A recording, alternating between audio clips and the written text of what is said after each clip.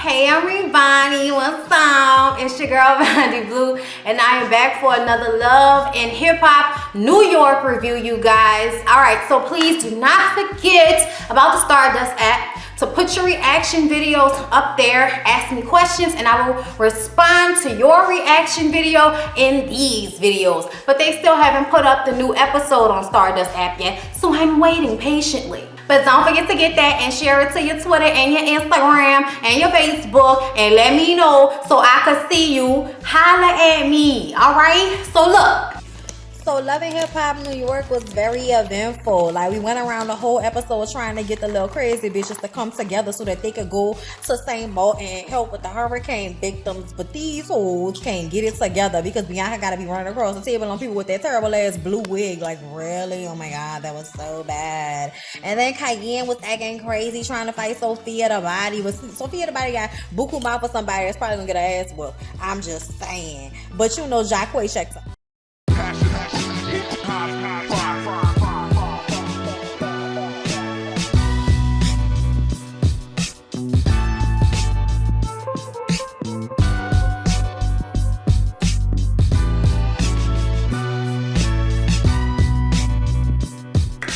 Okay? Because somebody gonna say, oh, a tongue pop in the first few seconds. Oh, I know I'm about to hear basic ideas. And I'm like, yeah, stereotyping me because I like to pop my tongue. That's not basic bitch shit. You right. You right.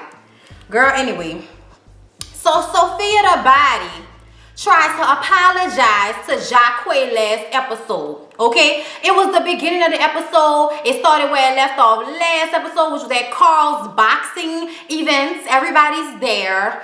Cayenne and Jacquay walk in together. Safari and Sophia are over here talking to Snoop. And we already know Snoop is not a big fan of Sophia the Body. But if she want to apologize, then just go ahead and do what you got to do. You know what I'm saying? So Cayenne and Jacquay go over. Of course, we gotta have the large table in between two fighting parties, okay?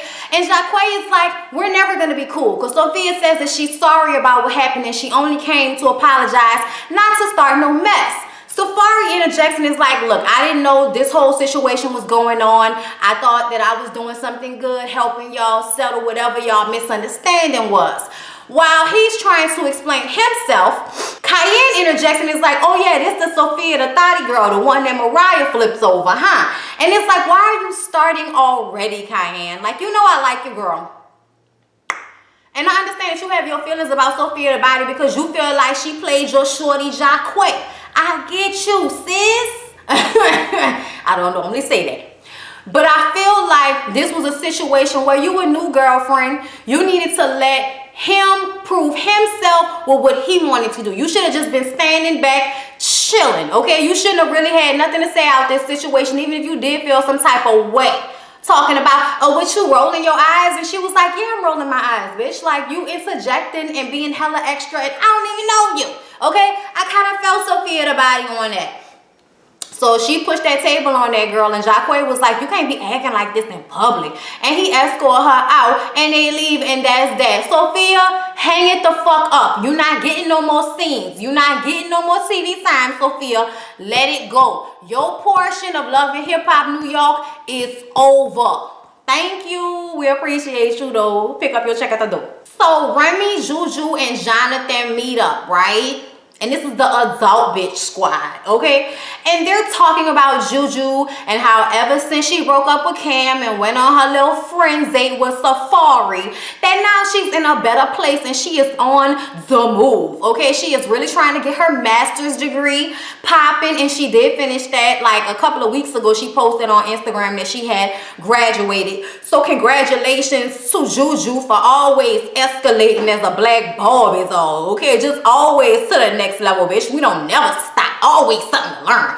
I love Juju. She's such a great representation of a woman. You know what I'm saying? So then Side Ponytail Sport and Yanzy pops up, and she late. She called this whole old bitch meeting so we could talk about helping out St. Martin, okay? She's been spending a lot of time on that island, and they had some real devastation with the hurricanes, so she wants to put together a trip to go over there and aid in relief. That's what we're doing all across the board. We aiding in relief. All right? You already know Remy, Jonathan, and Juju are not. But here's the question mark. Here's the issue. Here is the problem. They want the young bitches to come. But we all know that the young bitches don't know how to act. The young bitches include Mariah Lynn, always hopping over tables. Bianca, always ready to throw things in those hands. Brittany, always ready to interject herself into somebody else's fight. And Dream, I'm just narcissistic and happy to be here and want TV time, so whatever it takes, bitch, that's what I'm down for. And that's where we are with this. I just don't feel like these young women mentally are on the level in which they can all be around each other without beef. I don't see it happening, but that's what they are setting out to do this episode. Remy says that she's gonna talk to Mariah Lynn, even though she does not know what is wrong with that little girl. She's gonna try to talk to her. She's gonna try to gather Bianca, and hopefully we can get these young bitches to come together and stop acting crazy for a good cause. So Mariah Lynn and Rich Dollaz meet up because she wants to apologize. It's like going through a 12-step program. She got to make her rounds, right? So she going to meet with Rich to apologize to him because their relationship has been extensive. And she admits that when she found out Rich was in a serious relationship with Moniece, she went and fucked with Cisco to get back at him, which caused the rift between her and him. Cisco and him, he not on the show no more. It was just a whole bunch of mess. But she's here to apologize for being, childish and acting an ass with him. He accepts her apology, but doesn't know if he can give her the same in return. And I'm like, Rich, grow up. Grow up, because you played a part in that too. You had no right to get upset with Mariah Lynn dating Cisco. You had moved on like Maya, and like a true man has the audacity to get in your feelings about something that you so easily do to women and act like they need to hurry up and get over it. They tripping, they crazy, but as soon as they go date your partner when y'all not even in a serious relationship, you bitch up and crying in the car. You know what I'm saying? Moving along. So the whole reason why she's apologizing is because she wants him to drop Brittany. Because every time they get into it, Brittany has something to do with it. When they were at Snoop's event, she was the one that came into Mariah Lynn's section and started throwing shit and trying to check her for talking business with Safari. We all felt like Brittany was out of pocket with that shit. That's not your place. That's some little girl shit to be going trying to fight on behalf of your best friend who's not even really with him, okay? She posting another dude as her boyfriend of the week or whatever, and you gonna talk about that's my friend's man and she would have had a problem with me. Girl, you need to stop, okay? But Mariah, I feel like you petty as fuck. Once again, worrying about somebody else's shit instead of focusing on your career. You're here to mess up Brittany's bag when really you should be investing and worrying about your own. He tells her that he will talk to Brittany only if she's prepared to give up that pink berry. And Rich Dollaz, I want you to know how creepy, disgusting, and oh nigga stop. Okay, that was for you to tell her that she needs to be ready to give up her vagina so that you can talk to your wayward artist. Seriously, I know it's all fun and games and y'all have history, but just that whole situation where you feel like you are owed a part of my body for something as simple as a conversation, I'm gonna need for you to grow up and act like you had both of your parents in your life, Rich Dollaz. Okay, please do that for me. So Creep Squad Junior meet up. And Safari is there to apologize to Jacquay for all of the mess. But you know Jacquay, he don't never have beef with another man for long, okay? His beefs last forever with females, but 5 minutes with niggas that be about to put them paws on him. I don't understand. That's like a level of bitch assness to me. But we all know that Cayenne and Jacquay all in love right now, and they being, black love famous on Instagram and supporting one another. So I'm gonna give him a break. Self comes in and he's blaming Safari for the continued beef between Dream and Mariah. And I want Self to take responsibility for the fact that he sent Dream to tell Mariah how her career wasn't doing anything and she needed to focus. You made that mistake. You did do something wrong in this situation. So for you to be coming all the way over here to tell Safari how he fucked something up and never said nothing about how you played a part and your two artists now, you know, basically trying to fist fight each other. Self, shut the fuck up forever. Thank you, goodbye. So Jonathan goes to talk to his sister, and I'm gonna be serious about this because this is like something that is a pet peeve for me, okay? That people really think at this point in the 80s and the 90s that somebody is going to convert somebody from being who they are. It does not work like that. When you are sexually attracted to a man, that's you. When you're sexually attracted to a woman, that's you. There's no amount of therapy or torture that's actually going to change that. If anything, it's going to turn it into something darker and deeper. And instead of a person learning how to be comfortable with themselves, which is a struggle we all go through, you now have put extra trauma on a child. And that's what happened with Jonathan. She thought it was in her best interest to send him to a conversion therapist who put shit on his body to shock him. Like, he basically went through electroshock therapy. He was tortured, left in a room for a long time. He was interrogated. He was asked questions about his sexuality at such a young age. I think he said he might have been 9 years old. I thought that was so heartbreaking. And he has resented his mother this entire time because of that. Even though he loves her, even though they have a good relationship, kind of, he can talk to her, but he kind of does keep his distance. It's because he has always resented her for that. So he goes and talks to his sister first and tells her everything that happened, because they didn't know that he was actually put through all of these things. And she aids him in the sit down with their mom. And she can't even make it through the conversation before she's like, I can't take it, it's too much, I don't know, I didn't know they were doing this to you, my love, I'm sorry, this meal. You know, like, she's very heartbroken by finding out what was actually happening, because she thought she was helping her son. And Jonathan is fully aware of that, and he knew how his mom was going to react, but in order for him to heal, he had to be honest with her and finally get that shit off his chest. And he did. And I just want to continue his message to people who are so bothered by their children being homosexual. There is nothing that you should be doing besides protecting and supporting your child. End of the day, it is so much harder when you don't have the support of your parents, and there is nothing that you can do that's going to change their sexuality. There's nothing you can do, okay? So yeah, moving on. So a Lil Mo finally confronts Carl, okay? Because they haven't been really seeing each other ever since the whole fallout at his boxing events.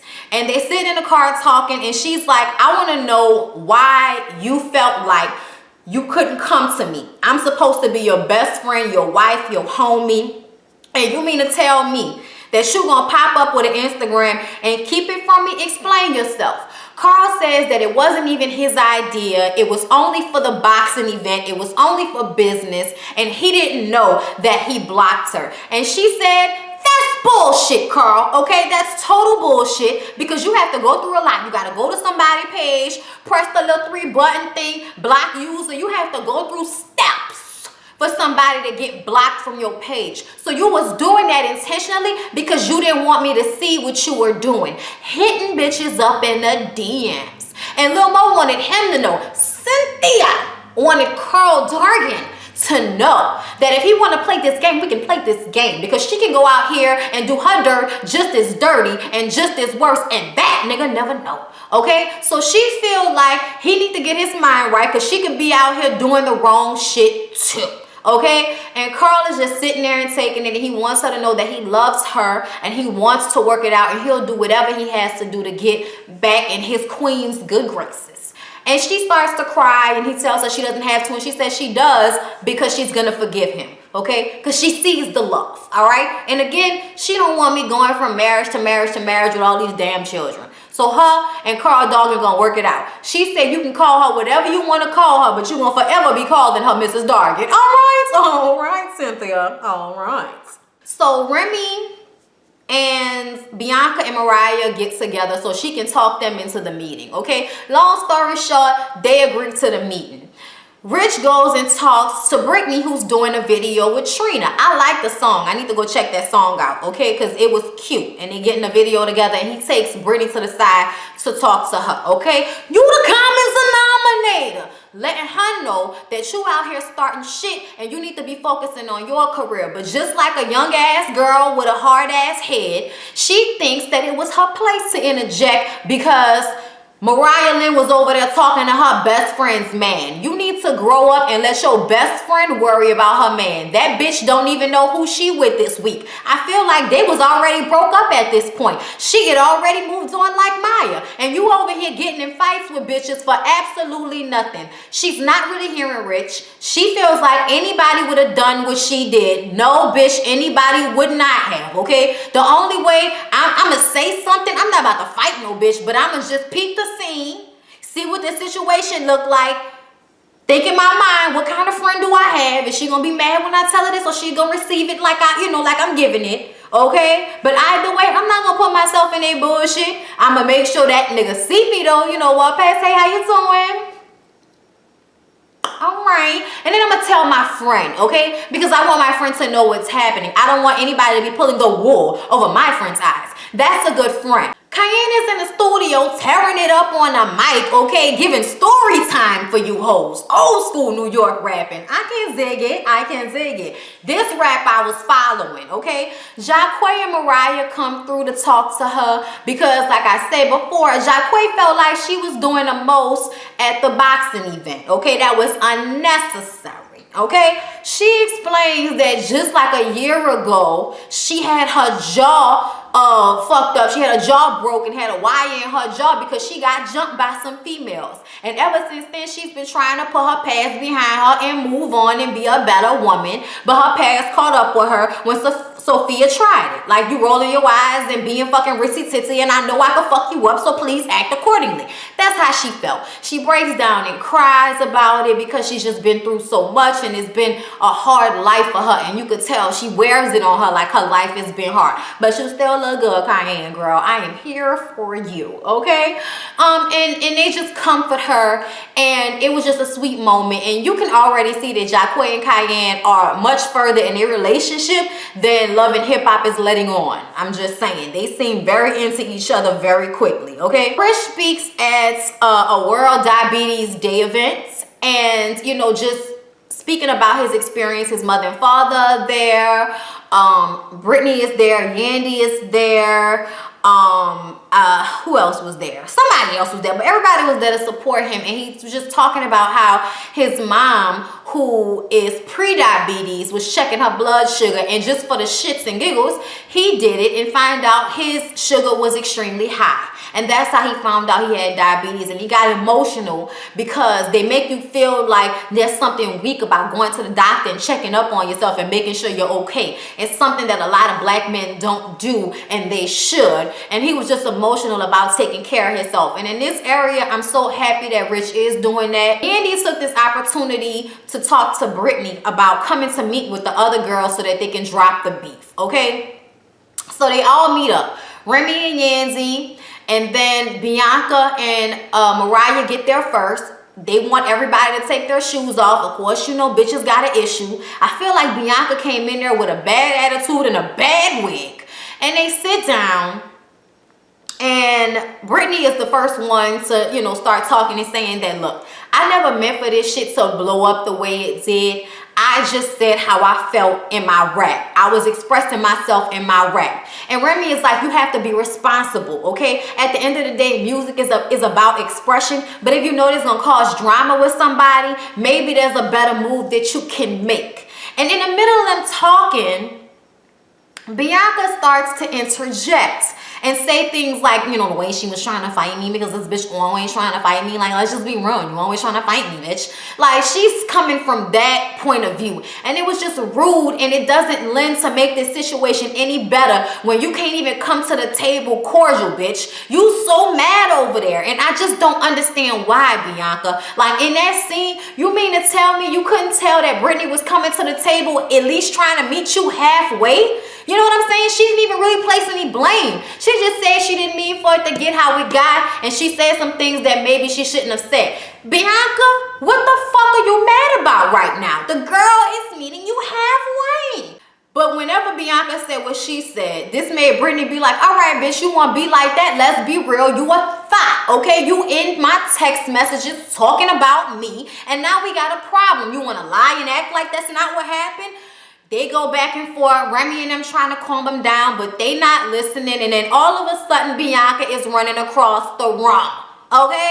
And of course, security gets there and stops it. Yandy, pops up. But it's just like, come on, Bianca. Like, in this little setting of 4 people, that's always the fucking problem. You was the first one to jump up out of your seat and take it physical. See the issue? See the issue? I can't with her. I'm just disappointed because I feel like it's unnecessary. You know what I'm saying? It didn't have to be like that. But yeah, y'all, that was everything that happened on Love and Hip Hop New York. This fight will continue next episode, and we'll see who's going to St. Martin, since your young bitches can't act right. So don't forget to like, comment, and subscribe. My Patreon account, y'all. Don't forget, support your girl, because YouTube be playing with our money all the time. Like right now, I'm waiting for them to approve 2 videos. I had to unlist them because I can't keep getting views without getting paid. I need y'all to monetize it so that I can get paid for the views. It's just fucking ridiculous, like how temperamental this new YouTube system is and how it fucks with our money. And I was off for 2 weeks because I was sick, so I'm trying to make up for it, but they making it so difficult for me. But anyway, y'all, that's my struggle, y'all. I love y'all, and I'll see y'all in Miami.